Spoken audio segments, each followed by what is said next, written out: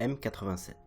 Ce nom ne vous dit peut-être rien, et pourtant c'est le joli petit prénom qu'on a donné à un trou noir se situant au milieu de la galaxie Messier 87 à quelques 53 millions d'années-lumière de chez nous. Si je vous parle de M87 aujourd'hui, c'est parce qu'une découverte majeure a été faite ce 10 avril. En effet, l'existence des trous noirs était jusqu'ici une hypothèse de la théorie de la relativité générale d'Einstein. C'est un pas immense de la science aujourd'hui. Les différents médias en manque de sensationnel se sont déjà emparés de l'information et tentent de la relayer à travers de titres plus ou moins accrocheurs, voire même très accrocheurs. Et dans cette courte vidéo, je vais réaliser un petit debunk pour vous expliquer que finalement du sensationnel, il y en a peut-être énormément, mais peut-être pas là où on pense. Bienvenue dans le premier hors-série de la chaîne, vous regardez Kid Games. Tout d'abord, il me semble important de rappeler à tout le monde ce qu'est réellement un trou noir. Je précise rapidement que dans cette vidéo, je vais vulgariser tout ce que je vais dire afin qu'un maximum de personnes puissent la comprendre. Un trou noir donc, qu'est-ce que c'est ? C'est un point dans l'univers où on retrouve ce qu'on appelle une singularité. Imaginons qu'une étoile bien plus grosse que le Soleil s'effondre sur elle-même par le poids de sa seule gravité. En s'effondrant, toute sa masse se comprime en un point. Ce point-là, il est donc extrêmement dense puisqu'il contient énormément de matière, et c'est cet amas de matière qui est immensément dense à un point inimaginable qu'on appelle singularité. Pour en revenir à notre étoile, avant même qu'elle se comprime, vous n'êtes pas sans savoir qu'elle exerçait une gravité sur les objets qui l'entouraient. Petit rappel, dans la théorie de la relativité générale, on sait tous que les corps s'attirent, et donc les corps les plus lourds attirent les corps les moins lourds. Et donc cette étoile, une fois comprimée, elle exerce toujours sa force gravitationnelle. Maintenant, essayons d'imaginer quelque chose. Imaginons que cette singularité, donc un point infiniment dense dans l'univers, soit si lourd et exerce une telle gravité que même la lumière ne puisse en réchapper. Et bien c'est comme ça que nous avons un trou noir. On lui donne ce nom puisque lorsqu'on l'observe, on ne remarque qu'un cercle noir. Maintenant que les bases sont posées, j'aimerais revenir à quelque chose que je disais en début de vidéo concernant les médias. Afin de générer un maximum d'audience, les médias vous ont menti. Le trou noir a été décrit comme un aspirateur cosmique géant, un dévoreur de monde, et laissez-moi vous dire que ceci est totalement faux. Qu'on se le dise, si demain le soleil venait à disparaître d'un coup d'un seul, et qu'à la place, dans la même seconde, un trou noir prenait sa place, eh bien sachez qu'il ne se passerait rien du tout. 8 minutes après la disparition du soleil, ses rayons cesseraient de nous atteindre et nous serions plongés dans une nuit totalement noire. Il ferait bien évidemment beaucoup plus froid, mais si on met la lumière et la chaleur de côté, sachez qu'on ne serait absolument pas attiré vers le trou noir, puisque sa gravité resterait inchangée. Nous continuerions à tourner non pas autour du soleil, mais autour du trou noir. En réalité, ce que je déplore le plus dans cette semi-désinformation, c'est le fait d'essayer d'être sensationnaliste alors qu'il y a tellement de choses à dire sur les trous noirs qui sont bien plus sensationnelles que de se résoudre à dire que c'est un aspirateur géant, ça n'a réellement aucun sens. Et pour ceux que ça intéresse, je vais tout de suite dire ce qui est réellement fantastique avec un trou noir et qui va littéralement vous bluffer. La relativité générale d'Einstein ajoute une dimension à celle que nous connaissions déjà, l'espace-temps. Dans cette théorie, il est dit que les objets en fonction de leur masse courbent l'espace-temps, et que plus la masse de l'objet en question est grande, plus l'espace-temps en est déformé. Il a été prouvé par le biais de cette théorie que le temps ne s'écoule pas de la même façon selon si on se trouve sur Terre ou dans une autre région de l'univers.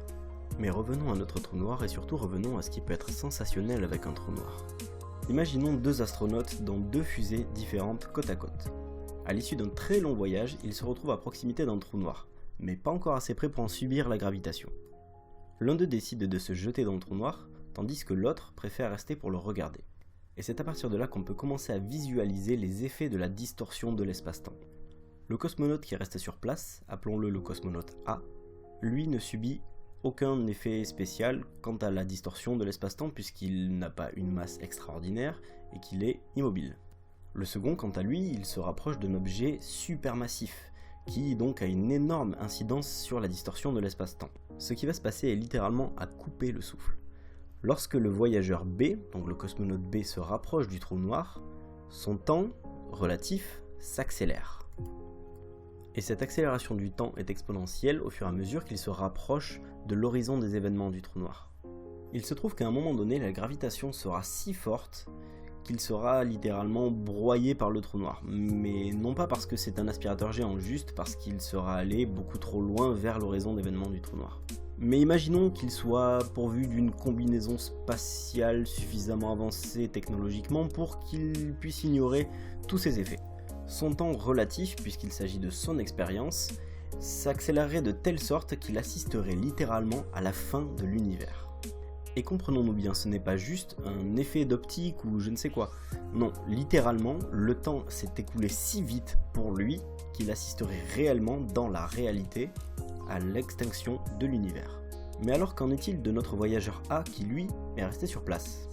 Eh bien son expérience à lui elle serait relativement différente, même très différente. Au fur et à mesure que le voyageur B se rapprocherait de l'intérieur du trou noir si on peut dire, eh bien le voyageur A il verrait son confrère spationaute ralentir de plus en plus au fur et à mesure qu'il se rapprocherait de l'horizon des événements du trou noir.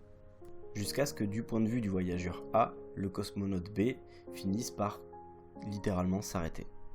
Ce qui est réellement sensationnel dans cette expérience, c'est le fait que, en théorie, il se passe la même durée pour les deux voyageurs, sauf que bizarrement, ils ne vivent pas la même expérience. Et ça, c'est dû à la distorsion de l'espace-temps par le biais de la masse inimaginable du trou noir. Je vais pas m'étendre beaucoup plus sur le sujet parce que c'est pas réellement le but de la chaîne. Cela dit, c'est quelque chose qui personnellement me passionne et si jamais vous me le demandez, peut-être que je ferai d'autres vidéos sur le sujet plus ou moins approfondies en fonction de ce qui vous plaît ou ne vous plaît pas. En tout cas, gardez une chose en tête, il n'y a pas que sur YouTube qu'on fait du putaclic, les médias s'en servent depuis bien longtemps et souvent c'est au détriment de la réalité. Si vous aussi vous êtes intéressé par le sujet, je vous invite à aller visiter la chaîne Astronogeek. Je vous recommande vivement d'aller la voir, vous seriez surpris de ce que vous pourriez y apprendre. Je pense notamment à une série de 3 vidéos que la chaîne a produites et qui parlent des crop circles. Honnêtement, ça mérite d'être vu. Je m'arrête ici, j'espère que la vidéo vous aura plu même si c'est complètement hors contexte par rapport à ma chaîne. Si c'est le cas, n'hésitez pas à me le dire en commentaire, laissez un pouce bleu si ça vous dérange pas et partagez la vidéo si je peux me permettre d'exagérer. Si vous souhaitez vous abonner à ma chaîne, je vous invite à cliquer juste au milieu. Quant à moi, je vous dis à vendredi soir pour la vidéo qui portera sur Salamèche et le meilleur starter. Merci à tous d'avoir regardé cette vidéo et je vous dis à très vite.